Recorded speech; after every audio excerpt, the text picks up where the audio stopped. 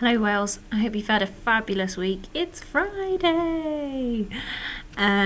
We are on chapter 15 of The Royal Rabbits of London, The Great Diamond Chase today. Chapter 15. The following morning, Shiloh made his way to Nelson's war room. All was quiet. The rest of the Grand Borough was enjoying a hearty breakfast in the hall, but Shiloh knew he wouldn't be able to eat until he had done the terrible thing he had to do. Inform Nelson that Belle de Pau had the diamond. He shuffled slowly down the corridor, his hind paws heaving as if they were filled with mud.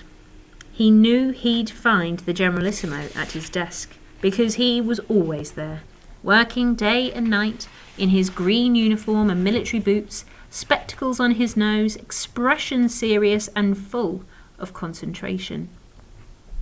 Shiloh wished there was some way that he could avoid it, but he couldn't. He had to do what was right. He had to be true to himself, just like Horatio had said. Frisbee was in her usual position, by the double doors.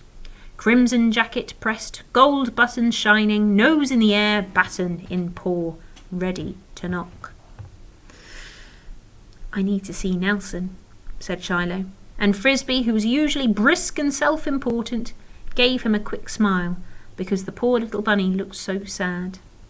She rapped 3 times on the door.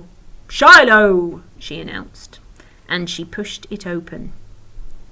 Shiloh took a deep breath, then hopped inside. Nelson looked up from his desk. He registered Shiloh's floppy ears and sagging shoulders and frowned. Then he took off his glasses and examined the bunkin more intensely. "Good greenage, Shiloh, you look as if you've come to tell me that the palace is burnt down. What on earth has happened?" Shiloh hopped slowly towards the desk. The Generalissimo's face grew more concerned. "What is it, Shiloh? Out with it!" "I have news about," he murmured in a voice so quiet that it was almost a whisper. "What? What news?" Shiloh took another deep breath, gave a little sniff and wiped his nose with the back of his paw. Suddenly the door opened. Belle de Pau strode in, followed by a very cross-looking Frisbee with her baton in the air.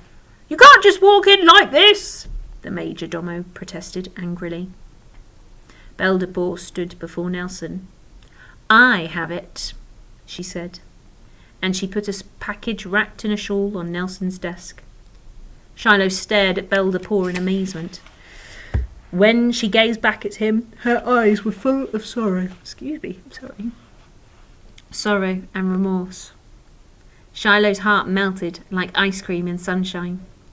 Hesitantly, he put out his paw. Belle de Pau looked at him. Then she looked at Shiloh as if surprised that he should forgive her so readily, and took it. Nelson stood up.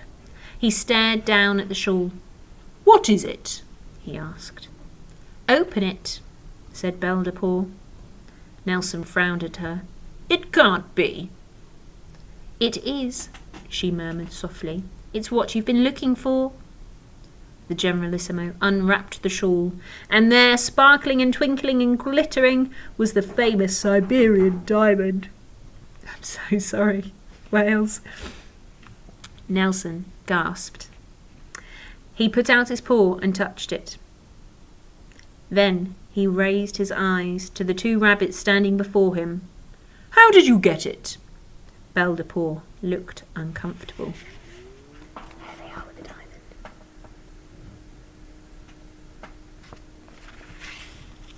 She shuffled and bit her bottom lip. Her big brown eyes shone. Shiloh cut in, desperate to save his friend from getting into trouble. "Well, you see—" "No, Shiloh," interrupted Belle de Pau. "I think it's time to tell the truth. Telling the truth is always the right thing to do." And so she told Nelson her story, from the beginning. Nelson listened to every word without taking his eyes off her, and said nothing. Shiloh wondered what the Generalissimo would do. He feared that Nelson would be angry and would punish Belle. Maybe he would banish her from the Grand Borough, rub out her red badge. and strip her of the Order of the Royal Rabbits of London, as Belle had feared. Perhaps he'd send her into exile in the countryside, or even back to France.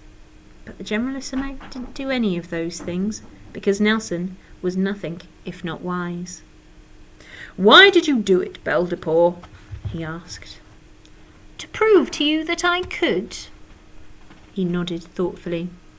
"I see," he growled. Belle de Port hung her head in shame.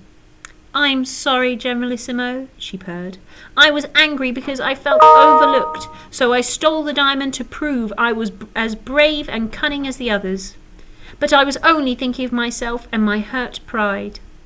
It is my duty to serve the royal rabbits and to take my orders from you.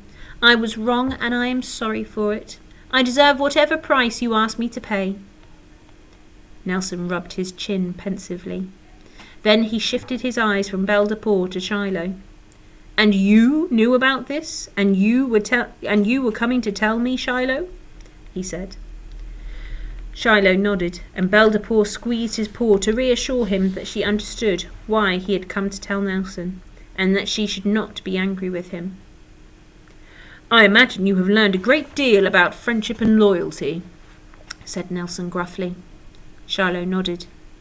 He had learned also a great deal about himself. Nelson turned to Belle de Port. "You are right. You were indeed blinded by pride and nearly broke your oath and betrayed your honour. But you didn't. The difference between an ordinary rabbit and a royal rabbit is that we will always do the right thing in the end. Good always wins over evil. Greed always gives way to generosity. And pride always yields to forgiveness if your heart is in the right place. We all have a choice to be better, to be the best rabbits we can be. You have shown courage today, both of you, and you have been true to yourselves and your honourable hearts. The diamond has been returned, which is the most important thing, and I do not feel the need to punish you, Belle de Port.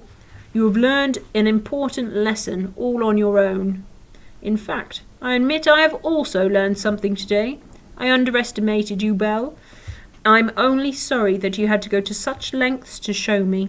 In future you shall go into the field with the others. I know you will be an asset." Belle de Port smiled happily. "Thank you, Generalissimo," she murmured. "However, I ask only one more thing of you both."